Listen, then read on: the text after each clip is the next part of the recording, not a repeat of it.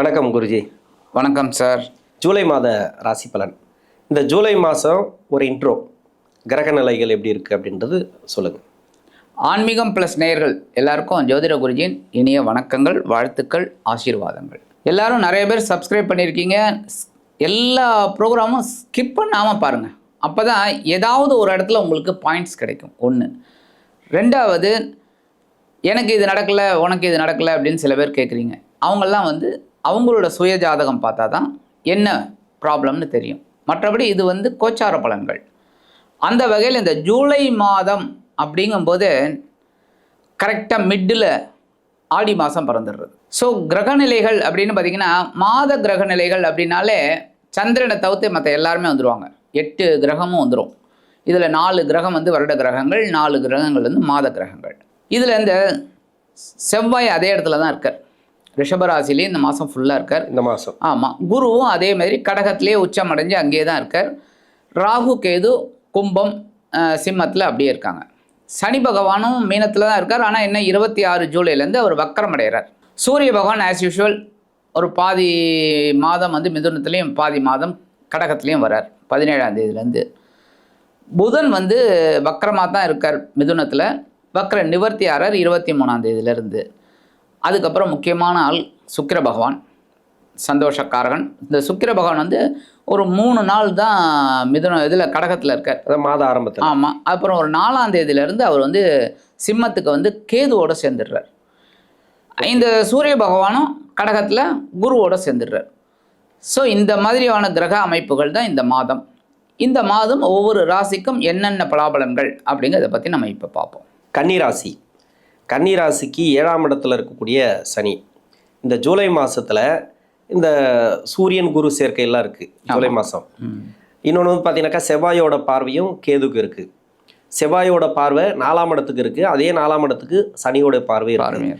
இப்போ இந்த ஜூலை மாதம் கன்னிராசிக்கு எப்படி இருக்கும்? ஏன்னா கன்னிராசிக்கு பார்த்தீங்கன்னாக்கா 7ஆம் இடத்துல சனி வந்த பிறகு நிறைய 6ஆம் இடத்துல வந்த பிறகு நான் சொல்லுது என்னன்னாக்கா 2023 நிறைய ப்ராப்ளம் இருக்குது. இப்போ வயசு ரீதியாக ஒரு சில பேருக்கு படிப்பு தடைப்பட்டிருக்கும், அந்த படிக்கிற காலகட்டத்தில் இருக்கிறவங்களுக்கு, இல்லைனா படிப்பில் ஸ்லோவாக இருப்பாங்க. இன்னொன்று இந்த வேலை வாய்ப்பு தேடக்கூடியவர்களுக்கெல்லாம் எல்லாமே ஸ்லோவாக தான் ஆகிருக்கு அந்த 6ஆம் இடத்துக்கு வந்த பிறகு. இப்போ 7ஆம் இடத்துல இருக்கும்போதும் அதே பலன்கள் தான். நிறைய மிஸ் அண்டர்ஸ்டாண்டிங் எல்லாம் நடந்திருக்கு, அதாவது தொழில் ரீதியாக வேலை வாய்ப்பு ரீதியாக. இப்போ ஜூலை மாதம் இந்த கன்னிராசிக்கு எப்படி இருக்கும்? கன்னிராசி அன்பர்களுக்கு இந்த ஜூலை மாதம் முக்கியமாக பார்த்தீங்கன்னா குரு தான் ரொம்ப ஃபேவரபுளாக இருக்கார் 11. ஓகே. அடுத்து 17ஆம் தேதியிலேருந்து குருவும் சூரியனும் சேர்றார். ரொம்ப விசேஷம். என்ன அதுதான் இவங்களுக்கு. ஏன்னா விரையாதிபதி சேர்ந்தா கூட இருக்கிற இடம் லாபஸ்தானம். ஸோ நல்ல ஒரு குரு சூரியன் இவங்களுக்கு. சரி, சனி பகவான் 7ஆம் இடத்துல, அது நீங்கள் சொன்ன மாதிரி அவங்களுக்கு கிட்டத்தட்ட ஒரு 3-4 வருஷமாகவே டென்ஷன் தான், இல்லைன்னு சொல்ல முடியாது. பட் 7ஆம் இடத்துல இருக்கிற சனியை இந்த குரு 9ஆம் பார்வையை பார்க்கறதுலேருந்தே கொஞ்சம் குறைஞ்சிருக்கு. அந்த கட்டுப்பாடு தட்டுப்பாடுங்கிற மாதிரி கொஞ்சம் குறைஞ்சிருக்கு அந்த கஷ்டங்கள். ஏன்னா சனியோட தாக்கம் பரவாயில்லைங்கிற மாதிரி இருக்குது. பாக்கியஸ்தானத்தில் செவ்வாய், அது ரொம்ப விசேஷம். ஆனால் அந்த செவ்வாயை சனி பகவான் பார்த்துட்டு இருக்கார். ஸோ பாக்கியங்களை அனுபவிக்க ஒரு தடை. சரி, அடுத்தது ஜீவனஸ்தானம் புதன். புதன் இருக்கிறது பரவாயில்ல, ஏன்னா 1-10 குடைய அதிபதி 10ல் இருக்கிறது விசேஷம்தான். ஆனால் அது வக்கரமாக இருக்கார். என்ன வக்கரமாக இருக்கும்போது அவரால் நன்மை அவ்வளோவா செய்ய முடியல. பரவாயில்ல. ஏன் அப்படின்னா 17ஆம் தேதி வரைக்கும் சூரியன் அங்கே கூட இருக்கார். சூரியன் திக்பலம். சூரியன் இந்த புதனோட வேலையை செய்ய போகிறார்.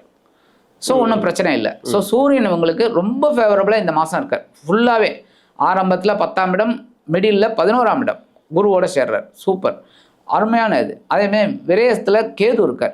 என்ன 6ஆம் இடத்துல ராகு. இவங்களுக்கு இந்த சர்ப கிரகங்கள் கொஞ்சம் ஃபேவரபுளாக இருக்காங்க. ஏன்னா மறைவு ஸ்தானம்ங்கும்போது பரவாயில்லை. ஆனால் இந்த கேதுவோட சுக்கிரன் சேர்றார். சுக்கிரன் சந்தோஷக்காரகன்.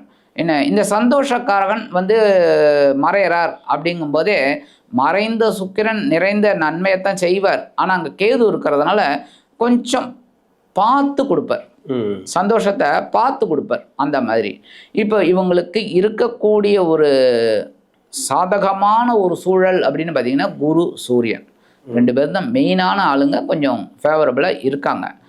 பட் உத்தியோகம் அப்படின்னு பார்த்தீங்கன்னா உத்தியோகத்தில் ரொம்ப கஷ்டம்தான் இவங்களுக்கு, சமாளிக்கிறாங்க. ஏன்னா புதன் அந்த அறிவால் தான் சமாளிக்கிறாங்க. எல்லாத்துலேயும் இவங்க வந்து அறிவின் மூலமாக கொஞ்சம் கொஞ்சமாக அதை டெவலப் பண்ணிக்கிறாங்க.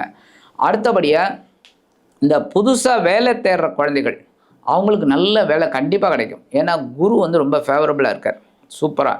ஏன்னா அவர் குரு வந்து லாபஸ்தானத்தில் இருந்தாலும் 3, 5, 7 பார்க்குறாரு. ஸோ கண்டிப்பாக ஒரு தொடர்புகள் மூலமாக அவங்களுக்கு நல்ல வேலை அமையும் குழந்தைகளுக்கு. அதே வெளிநாடு போய் படிக்கணும், வெளியூர் போய் வேலை செய்யணும், அதெல்லாம் அவங்களுக்கு நல்லபடியாக முடியும். கவலைப்பட வேண்டிய அவசியமே இல்லை. ஏன்னா 4ஆம் இடத்தை வந்து செவ்வாய் பார்த்தா கூட இவங்களுக்கு வந்து செவ்வாய் 9ஆம் இடத்துல இருக்கார். ஆனால் சனியோட பார்வையை வாங்குறார். ஆனால் அந்த சனியை குரு பார்க்குறார். எவ்வளோ இது பாருங்க. அப்போ இவங்களுக்கு ஓரளவுக்கு பரவாயில்லைங்கிற ஒரு சிச்சுவேஷன், முயன்றால் வெற்றி கண்டிப்பாக நடக்கும். அதேமாரி நிறைய பேருக்கு படிப்பில் தடை இருக்குது, இல்லைன்னு சொல்ல முடியாது. குழப்பம் வேற ஒன்றும் இல்லை. ஏன் அப்படின்னா இப்போ எல்லாமே தொடர்பு துறைகள் தாங்க, தொலைத்தொடர்பு துறைகள் தான். ஏன்னா முன்னாடியெல்லாம் வந்து ஏதோ 1-2 ஆப் இருந்தது, இப்போ ஏகப்பட்ட ஆப். அப்போ இவங்க எடுக்கும் போதெல்லாம் நிறைய சோஷியல் மீடியா, ஏகப்பட்ட சோஷியல் மீடியா. அப்போ இது ஒரு 1 மணி நேரம், அது 1 மணி நேரம், இது 1 மணி நேரம் பார்க்கறதுக்கு சரியாக இருக்குது. அப்போ எப்போ படிப்பில் கான்சென்ட்ரேட் பண்ணுறது? இப்போ குழந்தைகளுக்கு அதான் பிரச்சனையே. என்ன நீ பார்க்கக்கூடாது அப்படின்னு சொன்னாலும் கோபம் வருது இப்போ இந்த குழந்தைகளுக்கு. அப்போ இதெல்லாம் மீட் அவுட் பண்ணி வெளியில் வரத்துக்கு இந்த பசங்க தான் இது பண்ணணும், கான்சென்ட்ரேட். அப்போ இவங்க கொஞ்சம் கான்சென்ட்ரேஷன் எடுத்து பண்ணினா ரொம்ப வெற்றி. ஏன்னா இப்போ கிரகங்கள் சூரியனும் குருவும் நல்ல ஃபேவரபுளாக இருக்காங்க. ஸோ படிக்கிற குழந்தைகளுக்கு ஓரளவுக்கு முன்னேற்றம் கிடைக்கும், இல்லைன்னு சொல்ல முடியாது. ஓகே, இப்போ 4ஆம் இடத்துல செவ்வாயோட பார்வை இருக்குது, சனியோட பார்வை இருக்குது. வேலை ரீதியாக ஏன்னா ஒரு மாற்றத்தை எதிர்பார்க்கலாமா உத்தியோகத்தில் இருக்கிறவங்களுக்கு? இன்னொன்று தொழில் ரீதியாக ஒரு சில மாற்றங்களை எதிர்பார்க்கலாமா? ஏன்னா பாக்கியஸ்தானத்துக்கு வந்து செவ்வாய் மேலே சனி பார்வையும் இருக்குது. அது சம்மந்தமாக ஒரு ஜூலை மாதத்தில் ஏதாவது மாற்றம் எதிர்பார்க்கலாமா? நம்ம வந்து நிறைய பயிற்சிகளுக்கு எல்லா மாற்றமும் வரும்னு சொல்லிட்டு வரும். ஒரு சில பேருக்கு வருது, ஒரு சில பேருக்கு வந்து கொஞ்சம் தடங்களாகுது. இந்த மாதத்துலையாவது நடக்க வாய்ப்பு இருக்கா? இப்போ இந்த கன்னிராசினர்களுக்கு வேலை மாற்றம், தொழில் மாற்றம் இதெல்லாம் பார்த்தீங்கன்னாக்கா வரத்துக்கு வாய்ப்பு இருக்குது, இல்லைன்னு சொல்ல முடியாது. ஏன்னா செவ்வாயோட பார்வை அப்படின்னாலும் கொஞ்சம் அந்த டிகிரி வைஸ் கொஞ்சம் கொஞ்சம் மாறும்போது கொஞ்சம் உங்களுக்கு ஃபேவரபுளாக ஆகும், இல்லைன்னு சொல்ல முடியாது.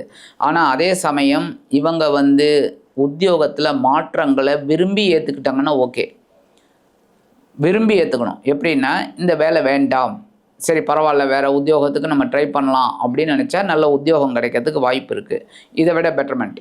பட் அதை இவங்க தான் எடுத்துக்கணும், முடிவு எடுக்கிறது இவங்க கையில் தான் இருக்குது. அதேமாதிரி தசாபுக்தி கரெக்டாக ஃபேவரபுளாக இருக்கணும். ஏன்னா ஒரு சட்டன் ஏஜுக்கு மேலே உத்தியோக மாற்றம் இவங்க வந்து யோசிக்கிறது கஷ்டம். கரெக்டாக ஒரு 55 வயசு ஆகிடுது, உத்தியோக மாற்றத்தை அவங்க விரும்பினாங்கன்னா ரொம்ப கஷ்டம். ஏன்னா யார் வேலை கொடுப்பாங்க சொல்லுங்கள்? கொடுக்க மாட்டாங்க. இப்போல்லாம் யங்ஸ்டர்ஸ் தான்.